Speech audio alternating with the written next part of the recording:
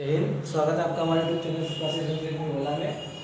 हम आप लोगों को आज हिंदी का छोटा सा चैप्टर पढ़ाने जा रहे हैं, खासकर उन लोगों के लिए, उन बच्चों के लिए है जो इंटर क्रॉस कर चुके हैं और यूपीपी या एसएससी जीडी में बैठने वाले हैं। ये एसएससी जीडी का तो सिलेबस में नहीं है, लेकिन यूपीपी के सिलेबस में है, ध्यान रखिएगा। तो थोड़ा थोड़ा करके आपको समझा रहे हैं, काफ़ी बच्चों को भी ये पता ही नहीं होगा कि ये है क्या, तो उनके लिए है। बाकी जो अपने आप को प्रचंड विद्वान समझते हैं उनके लिए नहीं है। ठीक, तो आपको बताते हैं कि वर्णों के उच्चारण स्थान की संक्षिप्त तालिका ये बनाई गई है। वर्णों के उच्चारण स्थान की संक्षिप्त तालिका। ठीक, तो वर्णों के उच्चारण स्थान क्या होते हैं, कैसे बोले जाते हैं, उनका नाम क्या होता है, कौन कौन से वर्ण होते हैं। पहले हम आपको ये समझा दें कि कंठ मतलब गला होता है। ठीक, गले से जो वर्ण बोले जाते हैं, जिन वर्णों को, जिन अक्षरों को, जिन शब्दों को बोलते समय हमारे गले का इस्तेमाल हो, हमारे गले का इस्तेमाल हो, उसको हम बोलते हैं कंठ। उस वर्ण का बोलने का स्थान हो जाएगा कंठ। ठीक है, उसका स्थान हो जाएगा कंठ।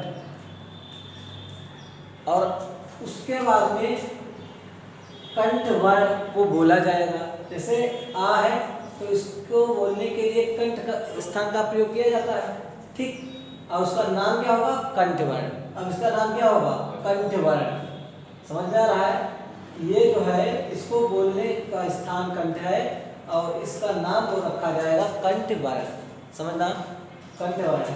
तो आप इतना मान के चलो, कंठ और कंठ वर्ण इसका नाम होगा। इस कंठ वर्ण में कौन कौन से वर्ण आते हैं तो ध्यान से समझिएगा। आ मतलब इसको हम बोल दें, मतलब जिस तरीके से आप समझे वैसे समझा रहे हैं। इसको बोल सकते हैं छोटा आ, एक बड़ा आ, एक का, खा, गा, घा, रा और विसर्ग। ठीक, आप इन अक्षरों को बोलने का प्रयास कीजिए, बोलिएगा और देखिए कहाँ से एक किसका इस्तेमाल होता है। कंठ का हो रहा है, जिह्वा का और किसका हो रहा है। तो इनको बोलते समय हमारे कंठ का इस्तेमाल हुआ, इसलिए ये क्या कह रहा है, कंठ वर्ण। अब है तालु। तालु मतलब हमारे जीभ का ऊपरी हिस्सा। तालु से बोलने वाले, जिस वर्ण को बोलते समय तालु का इस्तेमाल हो जाए, ठीक, तालु का प्रयोग हो जाए, उसको हम बोलेंगे तालव्य वर्ण। तो तालव्य वर्ण में हमारे आते हैं छोटी ई, जैसे ई, ये बड़ी ई, चा, छा, जा, झा, या, सा।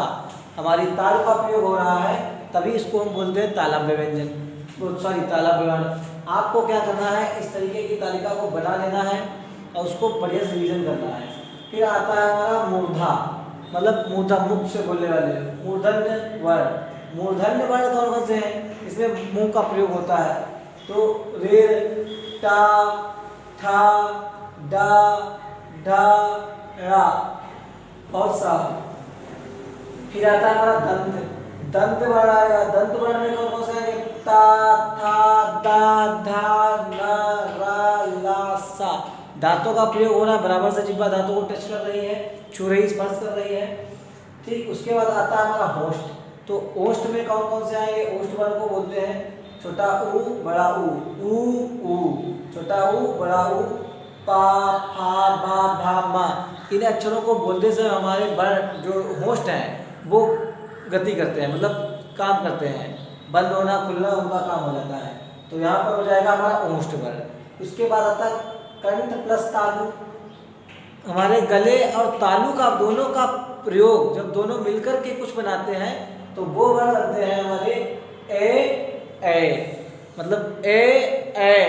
तो इसको बोलेंगे ए, इसको बोलेंगे ए। ये हमारे कंठ और तालु से मिलकर के बोले जाते हैं वर्ण, जहाँ पे कंठ मेरे गले का और मेरी तालुका का दोनों का काम रहता है, दोनों मिलकर काम करते हैं, तब वो बनाते हैं ए का। फिर आता है कंठोष्ठ, कंठ प्लस होष्ठ।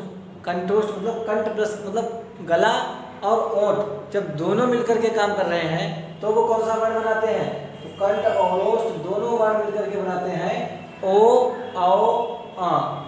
ठीक, ओ, आओ, आ। ठीक, ये वर्ण आपके है ओ, आओ, आ।